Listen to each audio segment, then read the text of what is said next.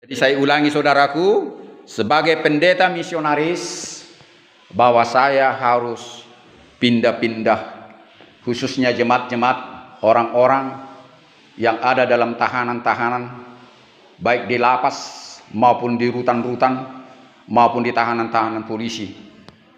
Khususnya di Sumatera Utara ini, tapi tidak terbuka kemungkinan juga di polda-polda yang lain sampai di Jawa, dan mungkin sampai nanti Kalimantan dan Sulawesi sampai juga apa sana?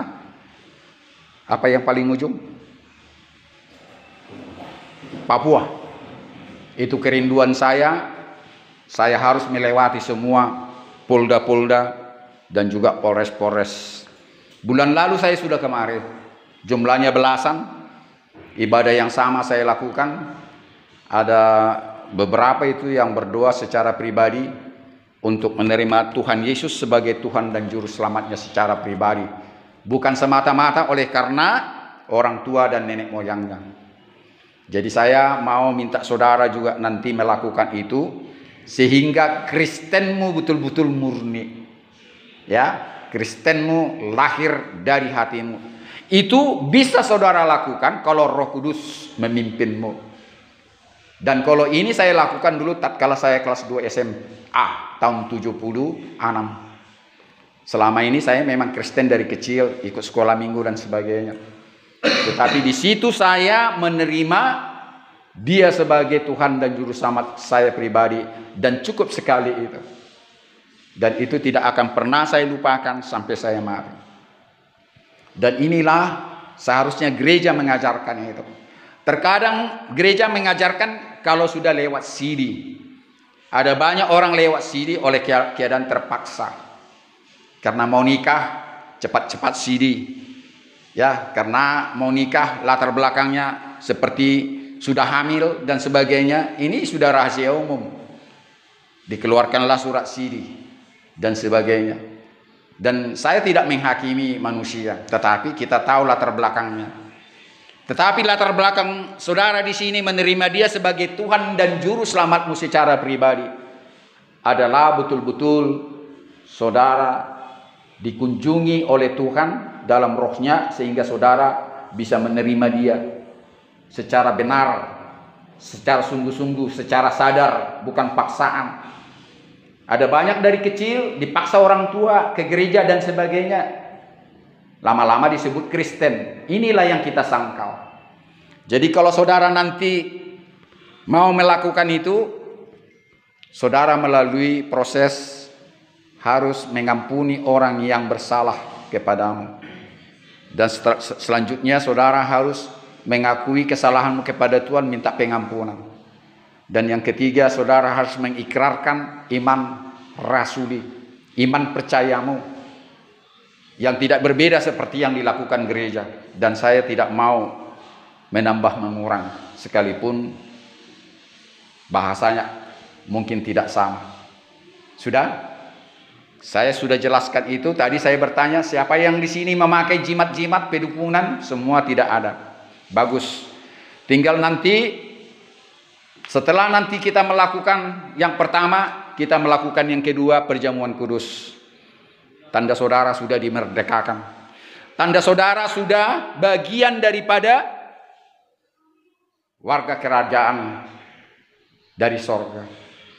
Memang sulit bagi orang yang tidak dekat kepada Tuhan akan berani mengatakan, aku bukan warga dunia ini lagi. Aku warga negara kerajaan sorga. Ini sulit orang mengatakan ini, seolah-olah memang munafik dan sebagainya. Tetapi istilah Alkitab, Injil, Bible ini, semua harus menjadi warga kerajaan sorga untuk layak nantinya mewarisi kerajaan sorga itu. Bukan saat di sorga menjadi warga kerajaan sorga, tetapi di dunia ini. Mulai saudara di dunia ini sudah menjadi warga kerajaan sorga. Karena itu, layakkah saudara disebut warga kerajaan sorga walaupun saudara masih di dunia ini? Nanti saudara baca Alkitab, di situ semua jelas disebut. Ya, jadi kalaupun ada hamba Tuhan mengatakan itu, jangan kira itu berlebih-lebihan. Tetapi mereka berani mengatakan, saya bukan milikku lagi, tetapi Yesus yang empunya aku. Yesus yang berkuasa dalam aku. Kalau dulu kehidupanku adalah kehidupan diriku sendiri, kemauanku sendiri. Itulah yang bukan warga kerajaan sorga. Kalau sudah menjadi warga kerajaan sorga, saudara harus meninggalkan kebiasaan-kebiasaan orang, bergumul untuk keperluan dunia ini. Salah satu misalnya kalau saudara berdagang, betul-betullah saudara berdagang, timbangannya jangan dikotak-katik. Jangan katakan modalmu 100.000 padahal modalmu 80.000. Makanya Anda jual barang itu 110.000. Harus berbohong. Berapa kali saya bertanya kepada pedagang, Pak Pendeta, kalau nggak gitu kami nggak ada untung. Bukan nggak ada untung, nggak banyak untung sehingga kalian menipu. Kan menipu dia. Modalnya saya sudah 100.000 Pak. Biarlah saya dapat 10.000 katanya. Cobalah. Apalagi saya orangnya percayaan. Saudara tahu tentang kasih. Kasih itu nanti kita baca itu dalam pertama Korintus 13. Ya 13 ayat itu. Salah satu di situ adalah kasih menutupi segala sesuatu, percaya segala sesuatu, mengharapkan segala sesuatu, sabar menanggung segala sesuatu. Itulah kasih. Ini saya bagikan kepadamu. Ini Bible Alkitab yang dikeluarkan oleh dunia penginjilan, namanya The Gideon. The Gideon Internasional ini sengaja memberikan dana untuk diperbanyak ini. Ya, khususnya termasuk kepada penjara-penjara. Termasuk dalam keadaan banjir, termasuk dalam keadaan peperangan dan sebagainya. Karena itu tidak semua di sini dibuat kitab Musa. Hanya perjanjian baru, kalaupun nanti terkadang dibuat Mazmur dan Amsal. Ini saya berikan kepadamu. Hargailah bagaimana orang mencintaimu, ya, menyisihkan uangnya, memberikan ini ke seluruh dunia, ya, ke seluruh dunia, untuk dibagi-bagikan kepada orang-orang yang percaya kepada Injil dan kitab Musa. Karena kondisi tidak bisa saya bawa banyak, makanya sangat terbatas. Ya. Jadi orang-orang yang mencintai, orang yang belum bertobatlah sasarannya ini. Seperti Tuhan justru datang kepada orang-orang yang jauh dari mata Tuhan. Tuhan semakin rindu kepada orang-orang jahat. Ya, jangan kira dia sangat senang kepada orang-orang mulia, orang-orang suci, kepada kami-kami ini enggak, lebih senang kepadamu. Amin. Tepuk tangan buat Tuhan. Ya. Saya katakan ini bukan sembarangan, memang betul. Dan saya mau buktikan. Tuhan justru lebih dekat kepada orang-orang jahat. Saudara belum seberapa jahatnya, saya kira. Dan saya yakin saudara tidak akan pernah mendiami apa sana? Penjara apa yang kejam sana? Di Cilacap itu. Di Cilacap, Nusa Kembangan. Itu kepada penjahat-penjahat besar, kakap. Dan saya yakin paling saudara di penjara di sini, dan hukumanmu paling juga hanya belasan tahun dan sebagainya. Kalau di sana itu rata-rata itu di atas 15 tahun, bahkan hukuman seumur hidup dan hukuman mati. Ya, saya kira kejahatanmu paling pasal-pasal ya boleh dikatakan lebih kurang 7 tahun. Ya, begitu. Tetapi bukan itu persoalannya.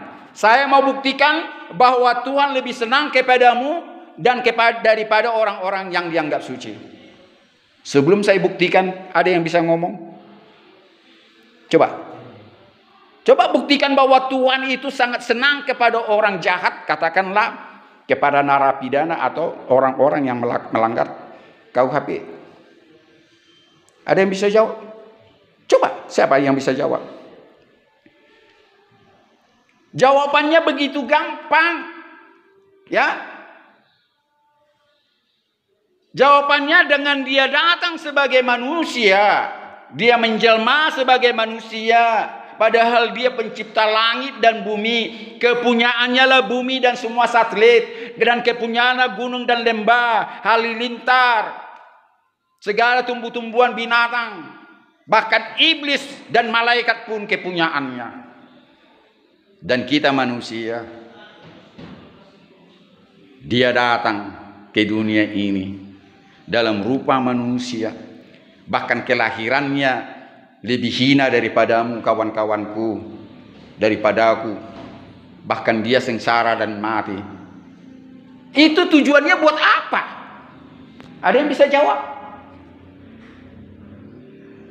Adalah untuk menyelamatkanmu di dunia ini dan di sorga. Menyelamatkanmu biar engkau damai sejahtera, tidak pernah takut, bimbang, ragu, cemas. Ada banyak di dunia ini, bukan karena dia miskin, kaya raya, tapi ketakutan tiap hari. Cemas, dikejar-kejar oleh kesalahan dan sebagainya, sehingga makanan pun yang enak tidak enak lagi. Buat apa seperti itu? Jadi inilah saya buktikan, kalau dunia tidak jatuh dalam dosa, kalau Adam dan Hawa dulu tidak jatuh ke dalam dosa, dia tidak mau datang menjelma di dalam diri Yesus Kristus. Amin. Tepuk tangan dulu sama dia dulu. Karena itulah saya buktikan kepadamu, Tuhan mencari orang-orang penjahat berdosa. Bukan mencari kami ini yang bicara-bicara dalam dunia penginjilan. Kecuali memang banyak juga pendeta-pendeta binal, pendeta-pendeta ya korupsi dan sebagainya dan jahat. Banyak. Dan saya tidak menghakimi pendeta-pendeta yang tujuannya untuk uang semata-mata, bukan mencari jiwa-jiwa. Tuhan mau penyabit-penyabit. Nanti di situ ada istilah penyabit, penuai-penuai, untuk mengumpulkan hasil ladang yang sudah menguning, yang sudah matang, dikumpulkan di lumbung-lumbung Tuhan agar menjadi penuh dan menjadi perhiasan permata-permata dalam kerajaannya. Itulah istilah Injil. Dan saudara dan saya lah orang-orang berdosa yang diharapkannya untuk bertobat. Ya. Jadi itu jangan pernah rendah diri. Kalau rendah hati tetap. Kalau istilah orang Batak hatuban tahu. Apa artinya hatuban? Pembantu. Lebih parah lagi. Apa arti hatuban bahasa Batak? Ada yang tahu? Bukan hanya pembantu. Di bawah pembantu, budak. Pembantu belum dibilang budak kan? Hatuban itu ya orang yang paling murah harganya. Kalau zaman dulu di Timur Tengah itu diperjualbelikan. Kalau di Afrika mungkin masih terjadi. Hatuban itu bisa tuannya membunuh sesuka hatinya, bisa menjual lagi sama orang lain, tak berharga. Tetapi pernah saudara dengar firman Tuhan, orang yang mau jadi mulia, mau jadi yang tertinggi, hendaklah ia menjadi pelayan. Pelayan itu bukan hatuban. Ya, pelayan artinya kita harus jadi melayani orang lain. Dalam artian sebetulnya banyak pimpinan-pimpinan yang berpangkat bahkan presiden, tetapi sesungguhnya dia itu hatoban. Artinya apa? Pimpinan itu rendah hati. Tidak harus hatoban itu selalu tangannya di pinggang begini menunjukkan dia punya kuasa. Bukan itu menandakan bahwa dia yang berpangkat tinggi. Tidak harus seorang raja atau presiden bicara angku dan sombong. Tidak harus orang kaya bicara hal yang tinggi. Orang miskin belum tentu dia hatoban. Orang di kota-kota besar menjadi pemulung itu belum tentu dia hatoban. Belum tentu dia di mata Tuhan orang yang paling rendah. Orang yang paling rendah adalah orang yang sombong dan yang menganggap dirinya lebih mulia dari orang lain. Orang yang menganggap dirinya lebih berharga dari orang lain. Tetapi orang yang berharga di mata Tuhan, orang yang rendah hati dan yang mau melayani sesama manusia. Sekalipun dia miskin, dia mampu melayani orang-orang kaya. Jangankan orang miskin, orang sekaya apapun dia sanggup memberi. Itu baru namanya orang yang berharga di mata Tuhan. Jadi sekali lagi saudara harus sadar, ini belum langkah terakhir bagimu, ya. Ada banyak orang yang sudah dipenjara, ada banyak orang yang masih dalam pemeriksaan polisi menganggap dirinya sudah berakhir. Seolah-olah sudah tamat, tak punya masa depan lagi. Saya mau katakan kepadamu kawan, belum. Cuma memang di mata orang kalian adalah orang-orang yang paling hina. Dan sering saya pertanyakan kepada orang-orang dalam pelayanan saya di penjara maupun di dalam tahanan polisi, di manakah tempat paling hina di dunia? Ada yang bisa jawab? Tempat yang paling hina di dunia di mana, coba? Cepat. Cepat. Nggak bisa jawab. Di mana? Di tempatmu ini. Di tempat kau duduk sekarang. Inilah tempat paling hina. Kenapa saya katakan bisa jawab? Bisa? Nggak bisa jawab juga. Karena saudara tidak merdeka. Tepuk tangan dulu sama Tuhan. Saya minta tepuk tanganmu. Saudara mengenal dirimu adalah dunia mengatakan orang-orang paling hina. Saudara terima? Maafkan saya kalau saya sudah mengadilimu. Untuk kau dikatakan bersalah bukan Pak Polisi. Ya Pak Polisi? Bukan Pak Polisi yang mengatakan saudara sudah bersalah. Diduga bersalah. Disangkakan pelaku kejahatan. Bukan? Siapa lagi? Jaksa sudah mengatakan engkau bersalah? Hah? Belum. Tapi dia mendakwa. Saudara didakwakan. Untuk saudara dikatakan bersalah siapa? Siapa yang mengatakan kau bersalah? Diri sendiri, Pak. Hah? Diri sendiri. Enggak lah. Ya satu. Dan kedua yang memutuskan engkau menyatakan bersalah siapa? Jokowi atau siapa? Menteri? Siapa? Majelis Hakim. Ada yang sudah 2 kali mengalami seperti ini. Baru sekali ini. Semua. Bukan karena saya pendeta. Baru kali ini. Oh, kalau baru kali ini belum mengerti ya struktur hukum. Yang menyatakan saudara bersalah kawanku, Majelis Hakim, amin. Bukan Pak Polisi, bukan jaksa, dan bukan juga pengacara. Dan pengacara juga tidak berhak menyatakan engkau bersalah kalau memang terbukti bersalah. Paling-paling pengacara mengurangi hukumanmu, amin. Itu tugas pengacara. Bukan membuat yang salah menjadi benar, benar menjadi salah. Tidak. Saya juga pengacara. Artinya kalau engkau sudah bersalah betul-betul, kita akui juga. Cuma mohon keringanan dengan pasal-pasal, dengan alasan-alasan. Ya, tidak harus kita lawan polisi, kita lawan jaksa untuk mengatakan engkau tidak bersalah. Tidak. Kalau memang sudah terbukti engkau bersalah, kita turuti pemeriksaan polisi dan jaksa sehingga hakim memutuskan. Cuma minta keringanan. Amin. Yesus hakim segala hakim. Dan saya tidak mengatakan hakim nanti adalah hakim yang sudah benar di mata Tuhan. Karena dia juga seorang manusia yang tidak bisa lepas dari kesalahan, baik disengaja maupun tidak disengaja, dan kebanyakan disengaja. Ya, amin. Tuhanlah yang tahu. Amin.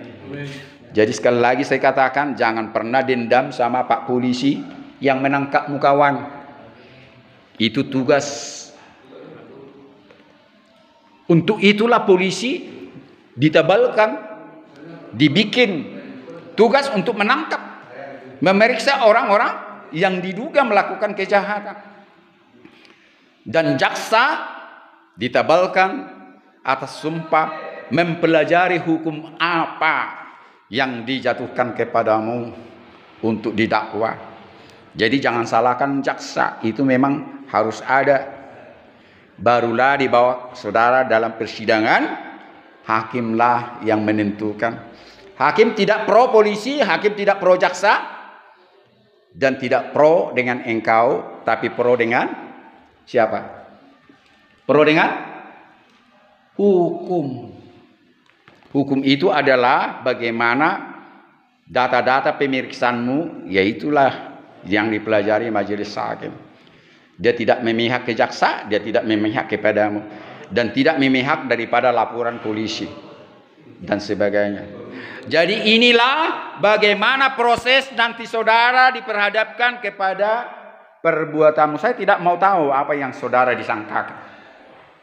Tapi kebanyakan dari tahanan polisi itu narkoba dan perjudian. Ya, narkoba mau cari kekayaan. Ya. Perjudian mau cari kekayaan. Padahal itu sudah diundangkan jangan melakukan perjudian dan penjualan barang-barang yang dilarang oleh negara. Saudara lakukan itu. Termasuk itu penipuan dan sebagainya. Padahal kalau saudara baca nanti dalam Injil itu, dia adalah Tuhan yang maha menyediakan segala keperluan, segala umatnya. Apa yang diciptakan Tuhan, Tuhan tidak pernah keliru menyediakan yang diperlukan. Tumbuh-tumbuhan disediakan oksigen, tumbuh-tumbuhan disediakan tanah yang subur, tumbuh-tumbuhan disediakan air. Binatang juga disediakan binatang yang kecil untuk dimakannya. Gunung-gunung diperlukan api sehingga meledak dan sebagainya. Halilintar, kilat semuanya. Itu kebutuhan mereka. Itu adalah kuasa dia, El Shaddai, Tuhan yang maha kuasa. Tuhan yang maha menyediakan, makanya disebut dia El Jireh, Tuhan yang maha menyediakan dan memberikan segala yang diperlukan. Jadi percayalah Tuhan menyediakan yang engkau perlu. Jadi jangan coba-coba mencuri, menipu, dan melanggar ketentuan hukum untuk cari uang, untuk cari makan dan minum. Inilah persoalan dunia. Kalau saudara percaya Tuhan maha baik, dia tidak akan memberikan kekurangan. Dan Yesus pernah mengatakan, aku datang biar mereka mempunyai hidup dan mempunyai hidup dalam kelimpahan. Bahkan dia minta saudara dan saya manusia ini hidup berlimpah-limpah. Bukan dibuatnya pengemis-pengemis. Nanti diketawain iblis Tuhan itu. Lihat itu. Hai engkau yang maha kuasa, umatmu mengemis. engkau tak berdaya memberikan mereka makan dan minum. Diejek-ejek iblislah nanti Tuhan kita. Kalau engkau maha kaya, maha boleh, maha melakukan dan maha memberikan keperluan manusia dan segala ciptaan, mengapa mereka sengsara? Itu nanti dikatakan iblis yang suka menggoda segala ciptaan Tuhan. Jadi agar jangan demikian, Tuhan bilang yang bekerja patut untuk makan, dan yang tidak bekerja tidak layak untuk makan. Itu aja. Rajin pangkal Hah? Rajin pangkal bandal. Rajin pangkal pandai. Rajin pangkal kaya. Enggak tamat SD ini. Tamat, Pak. Ketawa yang sana. Siapa namamu, kawan? Hah? Ya. Bukan agama Kristen? Bukan. Di sini tidak selamanya berbicara tentang kekristenan. Amin. Dan saya yakin apa yang kau aminkan juga di sana, itu yang saya ajarkan di sini. Dan saya tidak sekali-kali untuk menyinggung-nyinggung di luar agama kita ini. Makanya dalam sel-sel itu banyak ngintip-ngintip gini mendengar saya. Nanti bisa lihat YouTube saya. Di situ ada saya tulis YouTube saya kalau nanti keluar. Setiap saya masuk, mereka dengar-dengar itu. Karena saya tidak mendiskreditkan, tidak menjelek-jelekkan, dan tidak mengatakan agama mana yang paling benar, mana yang paling baik, tidak. Tak usah saya katakan dengan kata-kata. Yang pasti, saya mengajarkan keselamatan yang daripada Tuhan. Itu saja intinya. Dan Injil dan buku Musa dibuat seperti ini. Tujuannya adalah biar saudara percaya bahwa ada juru selamat dunia. Juru selamat dunia, iblis atau Tuhan? Pencipta langit dan bumi. Tuhan pencipta langit dan bumi, juru selamat. Hah? Betul? Betul? Juru selamat itu pencipta langit dan bumi. Betul atau salah? Yang salah iblis. Dua-duanya salah, kawan. Terkecoh kalian dengan pertanyaan saya. Makanya banyak orang Kristen tidak bisa membedakan yang Rahman dan yang Rahim. Ingat, pendetamu mungkin selama ini tidak mengajarkan itu. Juru selamat itu bukan Tuhan. Juru selamat itu bukan pencipta langit dan bumi. Juru selamat itu manusia. Makanya disebut juru selamat. Siapa juru selamatmu? Manusia. Manusia. Aku pun manusia, juru selamatku yang namanya Yesus. Yang sudah mati dengan saya, untuk saya. Tuhan orang Kristen berapa hari mati? Berapa hari mati Tuhanmu? 3 hari. Terus ini, berapa hari mati Tuhanmu? 3 hari. 3 hari? Terus Tuhanmu naik ke sorga? Betul? Tuhanmu naik ke sorga? Ke neraka kau, kawan. Berapa tahun kalian sudah Kristen? Tuhan tidak pernah mati dan Tuhan tidak usah naik ke sorga. Yang mati itu manusia, kawanku, saudaraku, jangan salah. Yang naik ke sorga itu juga manusia, yaitu juru selamatmu, juru selamatku. Buat apa Tuhan naik ke sorga? Orang dia yang punya sorga dan bumi. Disinilah banyak orang salah fokus dalam beriman. Dan pada umumnya di tahanan polisi, di penjara-penjara, jawabannya sama. Tidak benar jawabannya. Dia lupa bahwa Yesus itu Rahman dan Rahim. Yang mati itu bukan Tuhan. Makanya ada yang menghina orang Kristen. Pertama, orang Kristen Tuhannya 3. Orang Kristen Tuhannya mati. Kalau Tuhanku mati, ngapain saya bertuhankan Tuhan itu? Saya ganti Tuhan saya. Tuhan tidak pernah mati. Yang mati itu Yesus. Sebagai manusia dia mati. Dan untuk itulah saudara mendapatkan keselamatan. Karena dia bangkit dari kematian. Tepuk tangan dulu. Saya mau lihat tepuk tangan. Yang meriah. Yang kencang, yang lama. Sana juga. Sekalipun dia di agama Kristen. Di luar agama Kristen juga percaya bahwa Yesus yang disebut Isa akan datang kedua kali sebagai manusia dia datang. Jangan saudara anggap dia tetap Tuhan dan sebagainya. Tuhan itu menjelma di dalam manusia yang dirinya adalah Tuhan dan manusia. Tuhan di sini adalah pencipta langit dan bumi. Saudara bisa buktikan bahwa dia adalah Tuhan? Coba, ada? Sebelum dia mati dan naik ke surga. Bisa? Dia menyembuhkan orang sakit, bahkan membangkitkan orang mati. Ya. Dan dia membuat mujizat-mujizat. Anggur dibuatnya dari air. Ya. Roti 3 potong. Ikan 2 potong. Makan 5.000 orang. Bahkan lebih. Sudah. Itulah terbukti bahwa Yesus bukan hanya manusia. Bahkan waktu itu Maria mengatakan, anakku, lakukan sesuatu. Karena pesta sudah habis anggur, kasihan mereka. Yesus mengatakan apa? Belum saatnya, mamaku. Dia di situ umur 30 tahun kira-kira.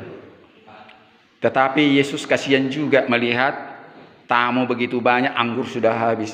Dijadikanlah anggur dari air, kumpulkanlah air. Disuruh orang-orang mengumpulkan di dalam drum. Dan dia berdoa agar air itu jadi anggur. Dan terjadilah mujizat yang pertama dilakukan, yaitu air menjadi anggur. Dan anggur itu tidak ada duanya enak, paling enak. Dan sampai orang sakit sembuh dan orang mati bahkan dibangkitkan. Siapa yang dibangkitkan oleh Yesus yang saudara ingat? Lazarus, siapa lagi? Putri Jairus, siapa lagi? Ada pemuda yang lagi mau dimakamkan. Sedang diusung ke pekuburan, datang Yesus. Hai pemuda, turunlah, bangkitlah ya. Turun dia dari keranda itu. Itulah buktinya bahwa dia bukan hanya sekedar manusia. Dan sebagai manusia, saudara bisa buktikan. Waktu sekolah minggu kan diajari itu. Sebagai manusia dia lapar dan haus dan merasa sakit. Ya. Dan dia juga disunat menurut adat istiadat Yahudi. Disunat bukan berarti dia agama Islam. Ada banyak orang Islam mengatakan ajaran Islam yang salah, ya lihat orangnya. Bukan agama Islam mengatakan, tapi orang-orang Islam yang salah. Yesus itu agama Islam katanya. Cobalah. Karena disunat. Islam aja kan setelah 700 tahun setelah dia lahir. Ya. Baru ada agama Islam. Ya. Artinya Yesus itu disunat bukan karena agama, tapi adat istiadat orang Yahudi. Ingat ya. Ingat, jangan lupa itu. Bukan agama itu, adat itu. Ya. Dan puasa sebetulnya pun bukan ajaran agama itu. Jangan salah kita. Kalau orang berpuasa, kalau merasa jauh dari Tuhan, berpuasalah dia. Kalau saudara merasa dekat sama dia sehari-hari, nggak perlu puasa. Ada banyak salah penafsiran. Nanti baca di situ jelas. Baca nanti di Matius Injil Matius ada itu. Kalau saya tunjuk nanti waktunya habis waktu saya nanti. Nanti cari di Injil Matius. Kalau Tuhan itu ada padamu saat ini dan seterusnya, tidak perlu berpuasa. Kalau manusia jauh dari Tuhan, baru perlu berpuasa itu. Ya. Jadi bukan ajaran saya, sekte saya enggak di situ dikatakan kok.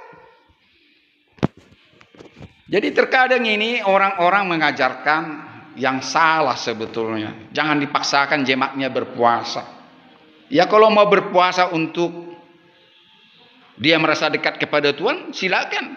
Tapi kalau memang kita sudah dekat sama dia dan tidak merasa jauh dari Tuhan, buat apa berpuasa? Nanti tanggal 26 dunia memperingati hari kenaikan dia ke sorga. Betul? Hari Kamis. Nanti saya melayani di tahanan Polres Samosir tanggal 26. Dan saya jadwalkan di Tanah Karo tanggal 25. Hari Rabu. Saya mau katakan kita memperingati kenaikan dia ke sorga. Itu saya katakan tadi, dia naik bukan sebagai Tuhan pencipta langit dan bumi. Dia naik bukan sebagai roh yang datang ke rahim Maria, tapi dia naik ke surga sebagai manusia yang lahir dari kandungan Maria dan telah diberikan kuasa di surga dan di bumi. Baca nanti di Matius 28 di situ nanti. Baca di situ. Kepada aku telah diberikan segala kuasa di surga dan di bumi sebelum dia naik. Jadi sebagai manusia sudah tumpuannya bumi dan surga. Sekarang saya mau bertanya, di mana Yesus sekarang? Di mana? Ayo yang cepat. Di mana? Di bumi di mana dia? Tinggalnya di mana? Di Papak Barat? Di mana? Ayo, hah? Tuh manusia. Oh gitu. Terus hanya di situ dia ada. Terus ayo yang cepat. Waktu kita terbatas. Hanya di situ ada. Dia berada dalam pangkuan Bapa di sorga. Namun sebelum dia naik ke sorga, dia berpesan kepada murid-muridnya, aku akan pergi ke rumah Bapa. Tetapi dalam waktu yang tidak lama, aku akan kembali. Jadi yang saudara tunggu dia mau datang ini siapa? Kan dunia sedang menunggu kedatangan yang kedua kali, katanya siapa? Siapa? Nah disinilah saudaraku jangan lupa, yang saudara tunggu adalah wujudnya sebagai raja di atas segala raja, wujudnya sebagai manusia yang sudah mengalahkan maut, yang sudah bangkit dari kematian. Dia datang dalam wujud yang sama pada saat dia naik ke sorga. Itu yang dunia tunggu. Namun dia sudah kembali ke dunia ini dalam tempo 50 hari setelah dia naik ke sorga. Amin. Di mana kedewasaanmu? Di mana pengetahuanmu tentang ketuhanan? Memang tidak ada pengetahuan ketuhanan itu 100%. Tidak akan mungkin manusia sempurna mengenal dia 100%. Tetapi hal-hal semacam itu saudara tahu. Setelah dia naik ke sorga, dia turun ke dunia ini dalam rupa Roh Kudus. Itulah yang bermukim sekarang di hati dan pikiranmu, yang mengajak engkau bertobat, yang menghantarkan saya ke polda-polda, ke polres-polres, ke tahanan-tahanan. Dialah yang menghantarkan saya sampai saya bisa datang ke Pak Barat ini. Dan agenda saya berikutnya sampai saya mati akan keliling penjara-penjara. Itu tekad saya. Sampai saya mati, bila perlu saya mati bersama-sama orang di penjara. Lebih enak saya mati daripada mati di rumah dan sebagainya. Karena saya rindu semua penjara-penjara saya jalani. Itulah kerinduan saya. Tepuk tangan dulu buat Tuhan. Jadi itu saya katakan, jangan pernah kantor polisi menolak saya. Jangan pernah lapas rutan menolak saya. Karena tujuan saya untuk membawa mereka dalam pertobatan. Selain itu tidak ada. Kalaupun ada baik polisi memberikan saya ongkos, itu di luar daripada dugaan saya. Amin. Enggak tega dia, Pak Pendeta masa enggak pulang. Enggak tega dia, Pak Pendeta masa enggak minum, enggak makan. Apalagi dia seorang Kristen. Ya. Dan itu saya katakan, dan termasuk terkadang yang di penjara itu Pak Pendeta. Ada uang kecil di salamnya saya. Enggak, saya tolak itu. Tuhan memberkati, saya bilang. Walaupun uang kecil di salamnya saya. Luar biasa. Karena dia tidak membawa uang, sekalipun orang kaya dia di dalam penjara. Besar hatinya disalamkannya saya. Saya ingat wajah-wajah yang melakukan itu. Saya menghargai dia. Luar biasa saya bilang. Padahal dia butuh sebetulnya setidaknya beli rokok dan sebagainya. Tapi disalamkannya juga. Dan inilah yang Tuhan mau, seperti janda yang memberikan 2 keping persembahannya di Bait Kudus. Tapi orang kaya memberikan dari kemewahannya, tetapi janda miskin itu memberikan segala kepunyaannya. Makanya disebut pemberian siapa yang paling banyak. Kalau orang kaya mengatakan ya pemberian orang kaya lah berkeping-keping. Sedangkan janda yang miskin itu 2 keping. Tetapi hanya itulah uang. Saya mau saudaraku, bukan uang yang kau kasih kepadaku, hatimu. Balaslah jerih payahku dengan engkau memberikan hati kepada Tuhan. Berubahlah.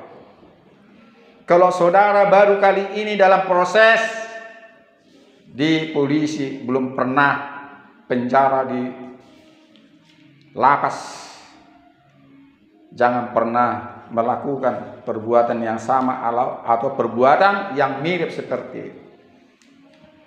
Saya seringkali membawa nama Jack Marpaung terus. Karena itu yang diketahui orang, dia pendeta lewat penjara, ya kan?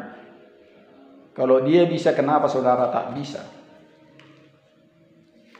Kalau dia bisa, dia pendeta lewat di penjara. Aku setelah keluar dari penjara ini, aku mau jadi orang yang berguna di mata Tuhan. Aku mau jadi pendeta. Nyatanya sampai sekarang dia pendeta. Jadi kerinduan saya sebagai persembahanmu kepadaku, jerih payahku.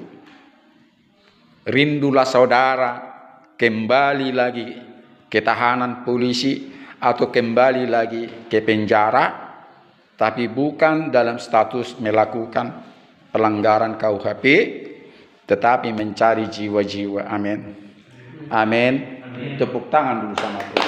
Kembalilah saudara ke tahanan polisi, kembalilah saudara nanti ke penjara kembali, tetapi mencari jiwa-jiwa. Sama seperti yang saya lakukan ini. Amin. Amin. Apa yang dicari orang? Uang. Apa yang dicari orang? Uang. Apa yang dicari orang pagi, siang, hingga petang? Uang, uang, uang. Bukan Tuhan Yesus.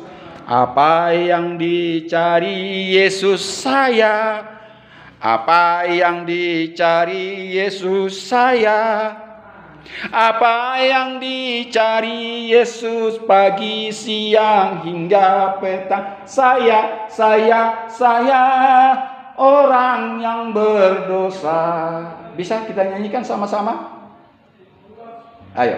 Apa yang dicari orang? Uang. Apa yang dicari orang? Uang. Lihat saya. Apa yang dicari orang pagi, siang, hingga petang? Uang, uang, uang, bukan Tuhan Yesus. Apa yang dicari Yesus? Saya. Bikin ke dadamu. Apa yang dicari Yesus? Saya. Apa yang dicari Yesus? Saya. Apa yang dicari Yesus pagi, siang, hingga petang? Saya orang yang berdosa. Jadi inti daripada pekabaran Injil adalah menyelamatkan orang di dunia ini, bahkan di sorga. Karena saudara tidak terselamatkan kalau sudah dalam kubur. Ingat itu. Pengampunan dosa hanya berlangsung pada saat saudara hidup di dunia ini. Amin. Bukan di dalam kubur pengampunan dosa. Ya. Jadi saya cukup sekian dulu khotbah saya. Sudah mengajarkan bahwa Tuhan itu begitu baik kepada orang berdosa. Sesungguhnya sebetulnya dia selalu menegur orang itu tidak melakukan dosa. Karena apa? Dari buku Musa pun dikatakan, sejauh timur dari barat aku menjauhkan engkau untuk melakukan dosa. Dan di dalam Injil, di dalam Matius dikatakan, aku sudah memanggil engkau seperti induk ayam mengumpulkan anak-anaknya. Selalu saya memanggil engkau, menegur engkau, tetapi engkau tidak mau datang kepadaku. Engkau pura-pura tidak mendengar, dan bila engkau mendengar, kau mengeraskan kepalaku. Itulah perkataan daripada kitab suci yang saudara pegang itu. Bayangkan Tuhan menjauhkan kejahatan, pelanggaran dari timur sampai barat sebetulnya selalu dihindari agar manusia tidak melakukan kesalahan. Jangan engkau membuat kambing hitam iblis. Jangan kau katakan iblis yang membuat kejahatanmu. Sama seperti Hawa menjawab Tuhan tatkala dia memakan buah terlarang itu. Kenapa kau makan itu buah yang kularang engkau makan, Hawa? Iblis yang engkau berikan dekatku itulah merayuku sehingga aku memakannya. Kenapa kau makan buah itu, Adam?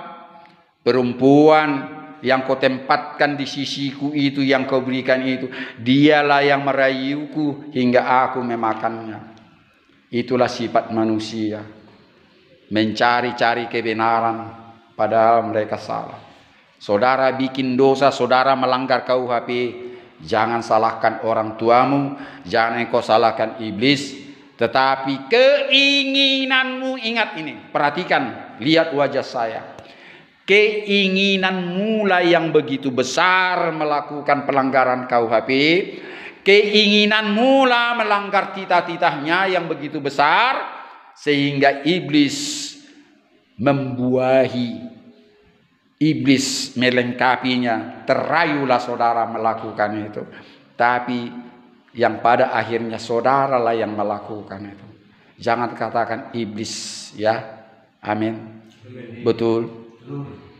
Nanti iblis mentertawain, enak aja lo yang bikin dosa kok gue. Ya. Maka itu jangan percaya dengan tuyul-tuyul, ya, nenek-nenek. Perkataan nenek-nenek, ya, batu ini punya jimat, batu ini punya pemiliknya, pohon ini punya, gunung ini punya, ya, kau bikin sesajen, kau bikin ini semuanya menghormati dia, ya, sampai kencingku permisi sama entah siapa sama kamu permisi. Kalau mau permisi, permisilah kepada Sang Pencipta langit dan bumi, Sang Pencipta gunung besar, Sang Pencipta batu besar, Sang Pencipta pohon-pohon besar. Kenapa sama opungmu kau permisi? Opung permisi aku mau kencing. Sampai sekarang orang-orang melakukan itu. Emang opungmu yang punya itu? Saudara pernah dengar bahwa Tuhan itu maha pencemburu? Betul? Pernah dengar? Enggak pernah. Tuhan itu sangat pencemburu apabila engkau mempertuhankan Tuhan lain. Termasuk saudara permisi tatkala engkau kencing di bawah pohon. Opung, aku permisi.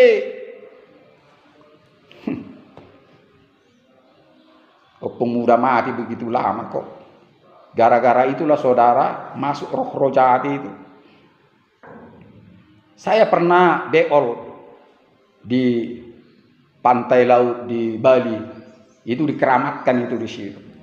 Saya nggak sengaja beol situ untuk menghina tempat kudusnya bagi mereka. Ya memang nggak ada toilet. Saya cari kemana?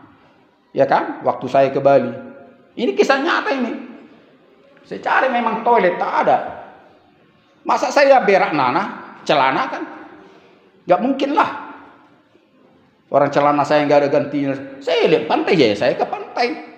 Saya lihat memang ini tempat dikeramatkan. Hanya saya berdoa, Tuhan engkau pencipta langit dan bumi. Aku mau berak Tuhan. Ya beol aja udah. Saya lihat tahan saya ke sana. Tak peduli saya itu. Gak usah saya permisi. Permisi penghuni di sini ya.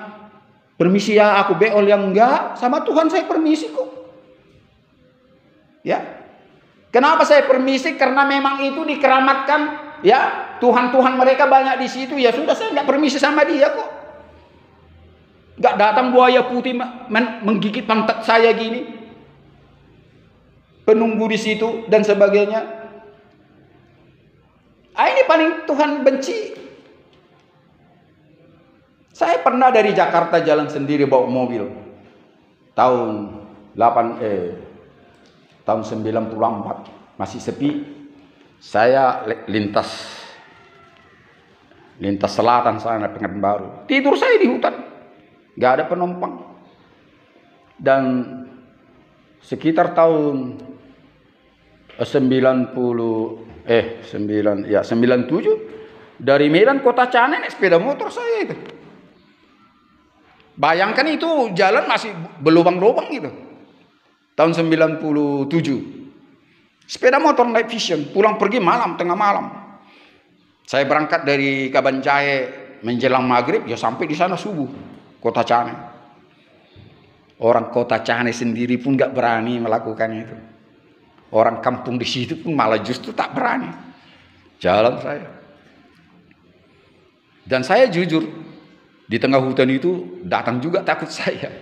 Saya ingatlah cerita-cerita kan. Nanti duduk di belakang. Tiba-tiba ada yang duduk. Datang ke otak saya. Berhenti saya begini. Betul. Tapi saya ingat firman Tuhan. Jangan permalukan aku katanya. Roh Tuhan itu bicara sama saya.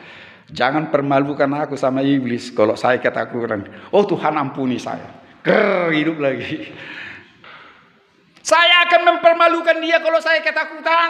Apa saya takutkan kegelapan. Nanti baca di dalam Mazmur 91. Saudara tidak akan pernah takut lagi kegelapan malam dan sebagainya. Bahkan ular naga pun engkau akan injak. Jangan pernah takut segala ciptaan Tuhan dan sebagainya. Bukan uji coba. Jangan nanti kelabang kau injak begini. Itu namanya engkau menguji Tuhan. Nanti engkau tikamkan pisau ke perutmu. Bukan itu maksudnya. Kita juga jangan menguji. Tatkala Yesus dalam pencobaan, engkau sudah berpuasa 40 hari 40 malam. Engkau adalah anak tunggal daripada Tuhan. Jadikanlah batu-batu ini jadi roti agar engkau makan. Tahu jawaban Yesus waktu itu? Orang hidup bukan dengan roti saja, tetapi setiap firman yang keluar dari mulutnya. Datang iblis. Lihatlah sekelilingmu. Aku akan memberikan ini semua kepadamu asal engkau menyembahku. Kata iblis. Hanya Tuhan pencipta langit yang patut disembah. Dan yang ketiga, dibawalah dia ke bumbungan bait suci. Lompatlah, jatuhkanlah kau dari atas, karena engkau adalah anak tunggal Bapa, dan akan diperintahkan malaikat menopang kakimu sehingga tidak terantuk. Tahu jawaban Yesus?